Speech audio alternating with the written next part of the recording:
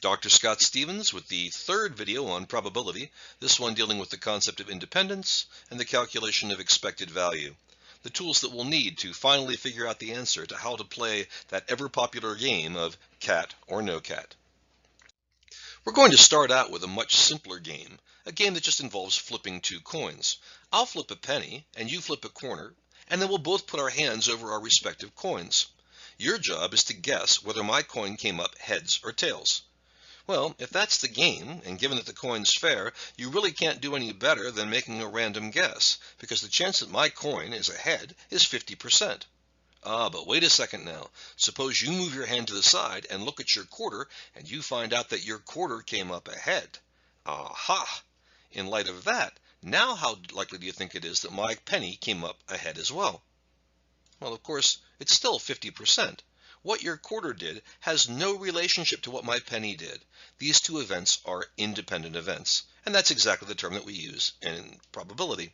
Two events are independent if knowing whether one is true doesn't change the chance that the other is true. So here, knowing what your quarter did had no impact on how likely it was that my penny came up a head. In symbols, we'd write it like this. The chance of A given B is the same as the chance of A. That is, there's a certain chance of getting ahead. If I know that your quarter also came up ahead, it doesn't change that probability at all. So, what have we got so far? We've drawn the conclusion that if two events have absolutely no impact on one another, they're going to be independent. So for example, suppose you pick somebody in Harrisonburg at random, and I pick a random person too, independently. Then whether your person is married is independent of whether my person is a minor. Knowing whether your person was married would not change the probability that my person is a minor. On the other hand, suppose that you and I went out together and picked just one person. Now the chance that that person is married and that they're a minor are definitely dependent. People who are underage are less likely to be married than people who are of the age of consent. So knowing the one would change the probability of the other. It doesn't guarantee me whether the person's married or not, but it gives me a better idea. They're dependent events.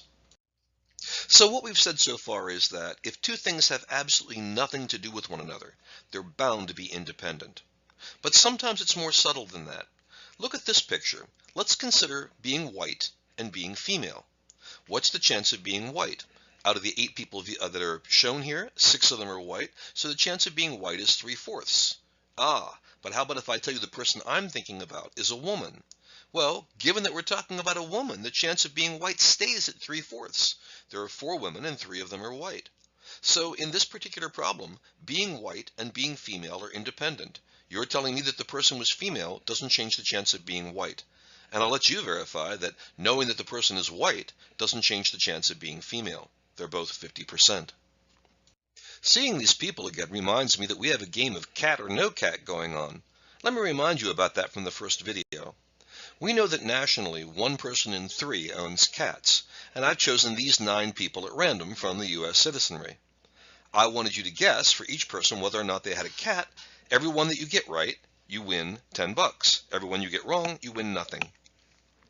And when you played this game, I told you there was a way to play it that on average would get you $60, and in this particular case would end up getting you $70. I'm finally to the point where I can start to talk about how you play this game. But before I talk about the game specific that I just talked about, I want to talk about the grand prize in this game. You get the grand prize if you get all 9 people right. If the grand prize is what you're after, how should you play? Okay. So you've got your eyes on the big $10,000 cat or no cat grand prize, which you'll obtain if you get all 9 people correct in terms of whether or not they have cats. It involves 9 people, but for a moment, to think about how to solve this problem, let's think about one person in particular. Pick a particular picture. That person has a 2/3 chance of not having a cat and a 1/3 chance of having one, because 1/3 of Americans have cats. So how about if you decide that for every single person you're going to guess no cat?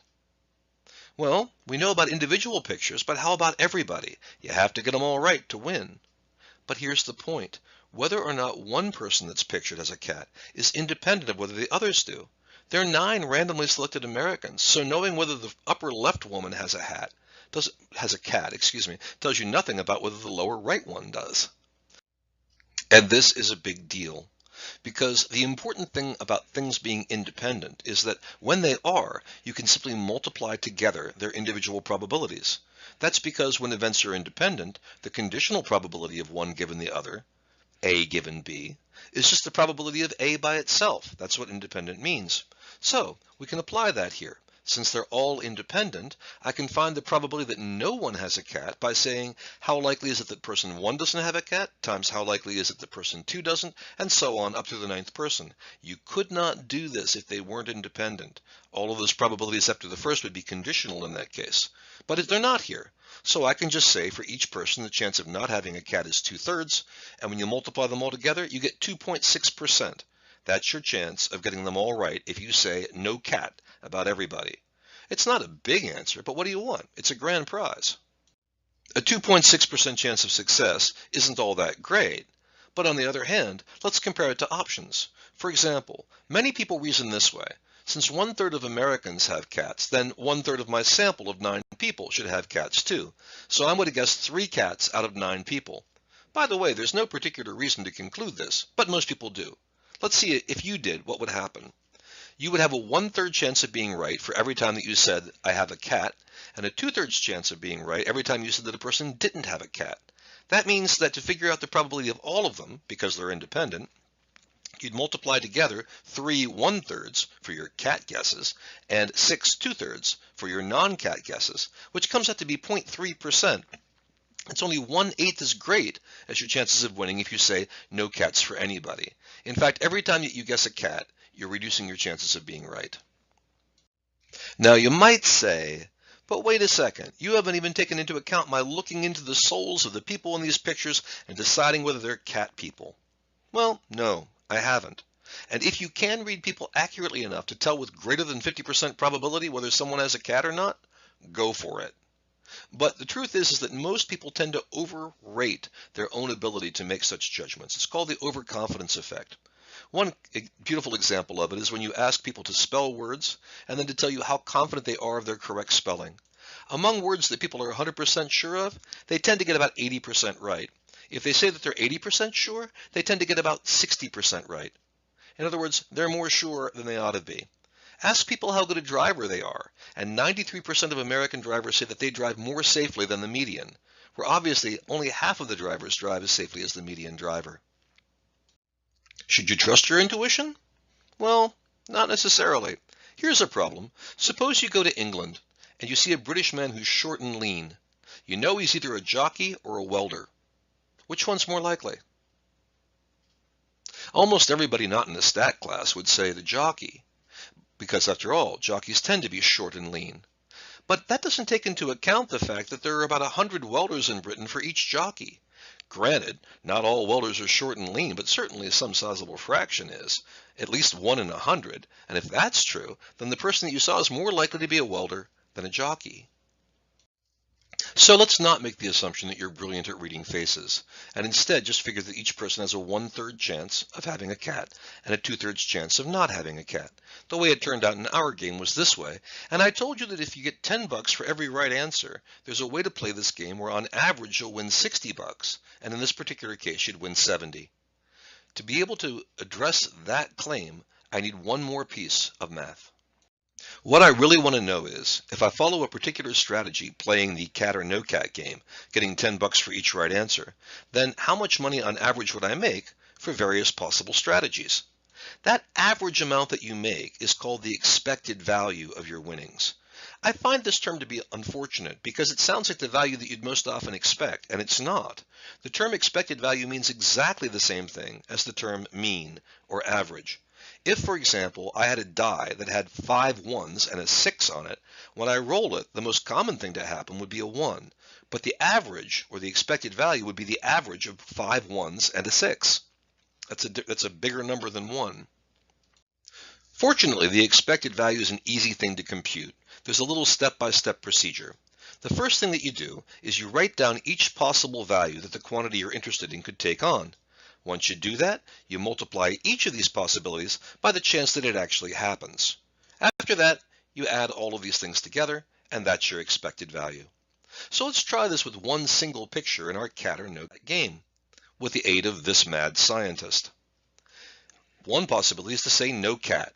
If we're right, we get $10. If we're wrong, we get $0. On average, how much do we make? Well, 2/3 of the time we'll be right, 1/3 of the time we'll be wrong. Expected value says to take each possible outcome, winning 10 or winning 0, and multiply it by its probability. 2/3 of the time I get 10, 1/3 of the time I get 0, so on average I'll win 667 by playing the game this way. The great news about expected values is they always add. If you want to figure out the expected value of a bunch of things added together, you can find the expected value of each one individually, and then just add up all those averages. That'll be the average of the sum. So, in symbols, if you want the average of two things added together, you find the average of the one, the average of the other, and add them up. I want to know the average amount of money I'll make in 9 guesses about 9 pictures. That means I can find the average for any one picture and just add those 9 numbers together. Summing up, every time that you guess no cat on a picture, on average, you'll make $6.67. On the other hand, if you guess cat for a picture, you can do the same calculation. On average, you get $3.33. If you guess 9 times that you have no cat on the 9 pictures, because expected values add, you can add 9 copies of 667. That adds up to $60. That's your average winnings for the game. But every time you replace one of those no cat guesses with a cat guess, you're replacing a 667 with a 333. Your money's dropping by 333 and a fraction. So let's sum this up. If you guess no cat on each of the pictures, on average, you'll make $60.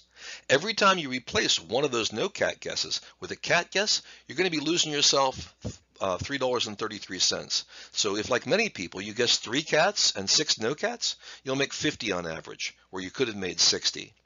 So unless you're really good at reading people's faces, you should just guess no cats for everybody. In fact, that's even true if you know that there are 3 cat owners in the picture, if you don't have any idea of who they are. Not exactly what your intuition may have told you, and one of the reasons that probability is so useful. In the next video in the series, we're going to expand our vocabulary a bit. We've talked about the word and, which is joint probability and is represented by a multiplication. We've talked some about a conditional probability, which is usually indicated by the word given. But there are other kinds of combinations of expressions as well. 2 other important ones, one or and one not. Both of these have names, both of these have formulas, and these are 2 more things that we're going to need to get comfortable with. But that will be in the next video.